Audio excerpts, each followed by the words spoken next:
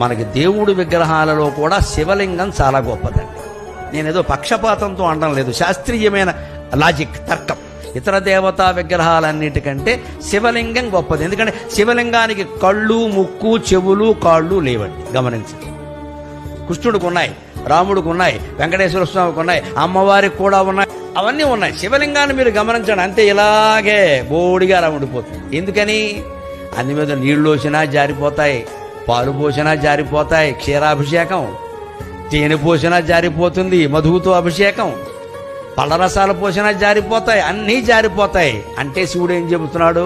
నీ ఆత్మస్వరూపం ఇవన్నీ వచ్చాయి జారిపోతాయి, వచ్చాయి జారిపోతాయి, వదిలేయి వదిలేయి వదిలేయి.